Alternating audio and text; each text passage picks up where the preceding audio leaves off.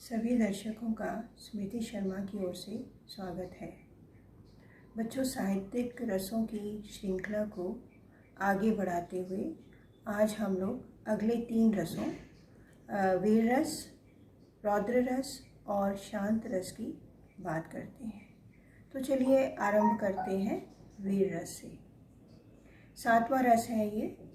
जिन काव्य पंक्तियों में किसी पात्र विशेष के वीरता अथवा उत्साह के कार्यों का वर्णन होता है, वहाँ वीर रस की प्रधानता मानी जाती है। तो अब उदाहरण देख लेते हैं।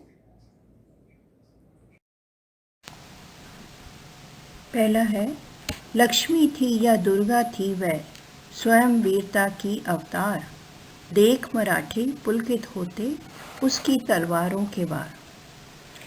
इसमें कवित्री सुभद्रा कुमारी चौहान ने झांसी की रानी लक्ष्मीबाई की वीरता का वर्णन करते हुए कहा है कि उनके पराक्रम को देखकर तो मराठा योद्धा भी बहुत प्रसन्न होते थे और उनकी प्रशंसा करते थे।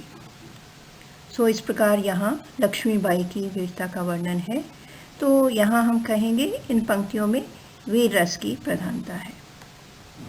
दूसरा है, अपनी आज़ादी को हम हरगिज़ मिटा सकते नहीं, सर कटा सकते हैं लेकिन सर झुका सकते नहीं। लीडर फिल्म के इस गीत में नवयुवक अपने देश की आज़ादी के लिए अपना बलिदान तक करने के लिए तत्पर हैं। वे कहते हैं कि इसके लिए हम अपना सर कटा तो सकते हैं, लेकिन किसी के सामने अपना सर झुका नहीं सकते। सो यहाँ भी नवयुवकों की वीरता का वर्णन है। तीसरा है, अपनी तलवार दुधारी ले, भूखे नाहर सा टूट पड़ा, कल कल मच गया अचानक दल, आश्विन के घन सा फूट पड़ा। यहाँ हल्दी घाटी के युद्ध का वर्णन है। इस सैनिक दल की वीरता का बखान करते हुए कवि श्री श्याम नारायण पांडे जी ने कहा है कि वह दल आश्विन मास के बादलों के समान शत्रुओं पर अचानक टूट पड़ा, जिससे उनमें भगदड़ मच गई। सो यहाँ वीर रस की प्रधानता मानी जाएगी, क्योंकि यहाँ भी किसी दल की वीरता का वर्णन है। यहाँ मैं एक बात और स्पष्ट करना चाहती हूँ कि वीर भी अनेक प्रकार के हो सकते हैं।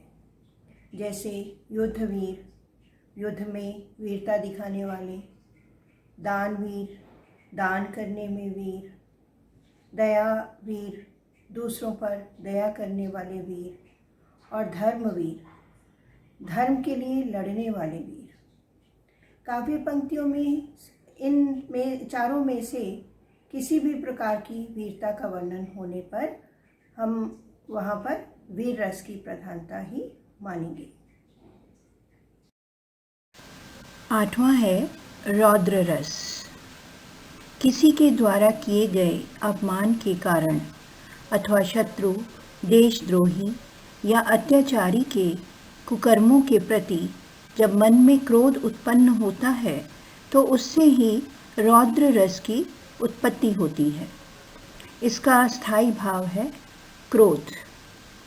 राष्ट्र कवि मैथिली शरण गुप्त जी की कविता अर्जुन की प्रतिज्ञा की ये पंक्तियां हैं।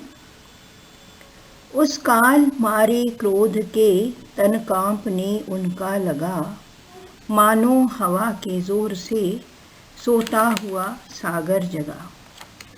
इन पंक्तियों में ये बताया गया है कि कुरुक्षेत्र के मैदान में अर्जुन को जब अपने पुत्र अभिमन्यु के वध का समाचार मिलता है तो क्रोध के मारे उनका शरीर इस प्रकार कांपने लगता है जैसे तेज हवाओं के चलने से शांत सागर में लहरें उठने गिरने लगती हैं।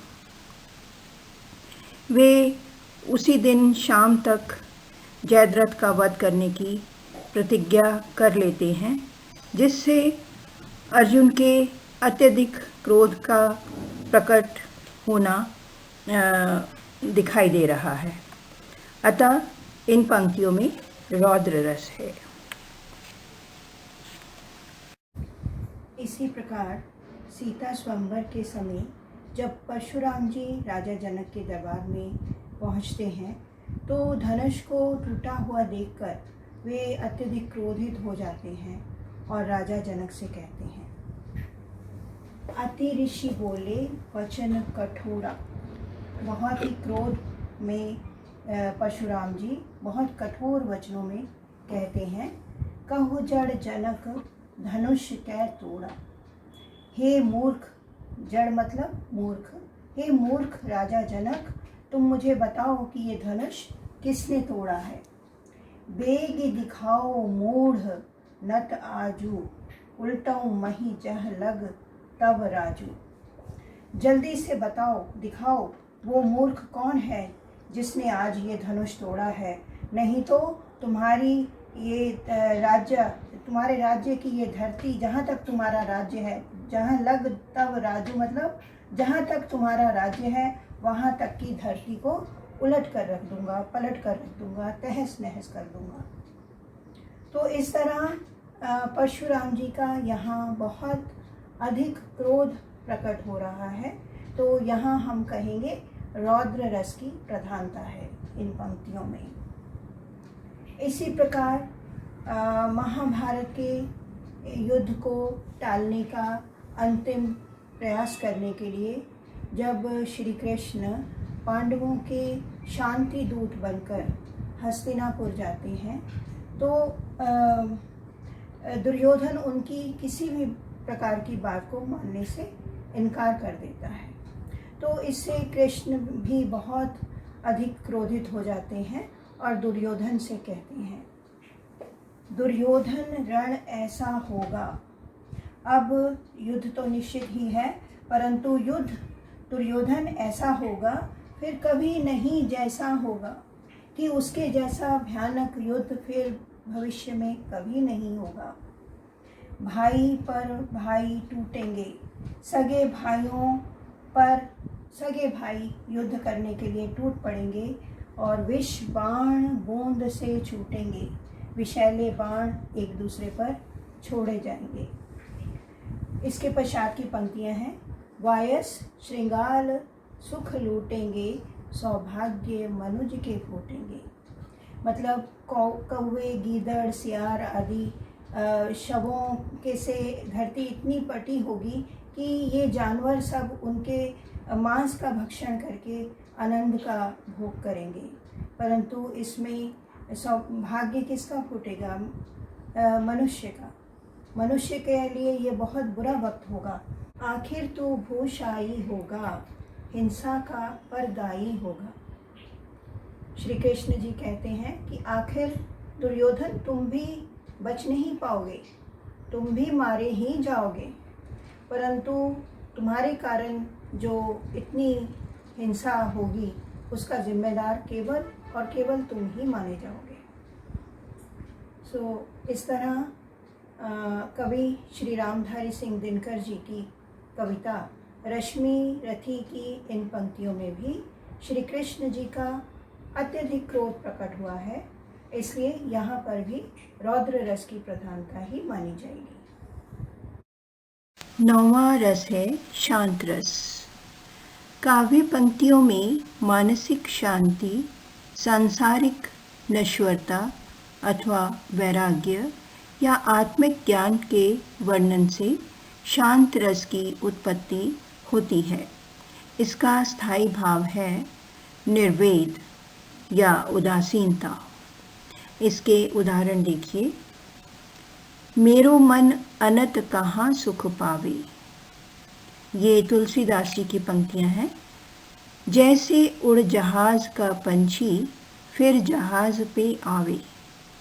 वे कहते हैं कि जिस प्रकार पानी के जहाज पर बैठने वाले पक्षी को दूर दूर तक उड़कर भी बैठने के लिए वापस जहाज पर ही आना पड़ता है, क्योंकि चारों तरफ तो पानी होता है। उसी प्रकार मेरा मन भी श्री राम के नाम के जाप में ही सुख का अनुभव करता है।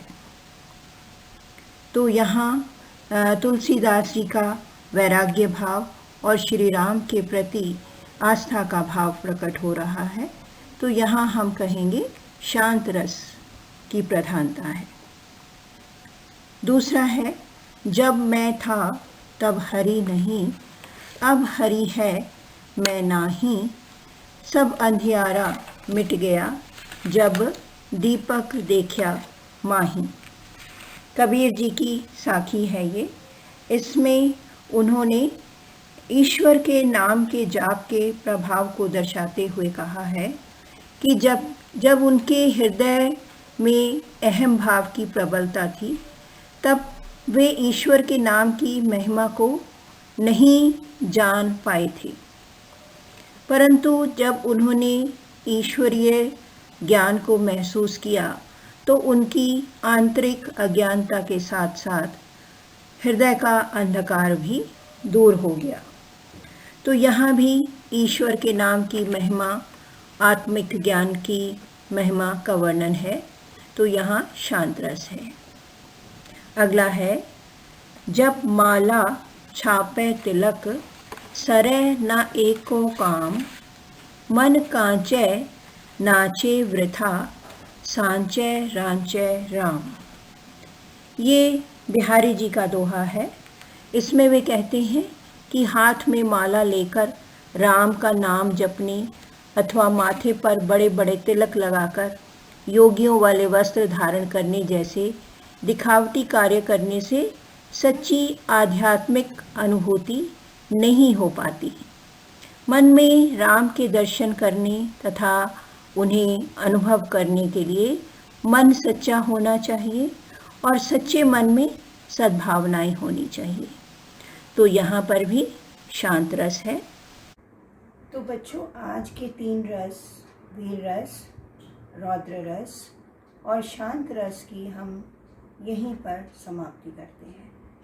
इतना सीखने के पश्चात अब मुझे पूरी उम्मीद है कि अब आप लोग रस को पहचानने में कोई गलती कर ही नहीं सकते।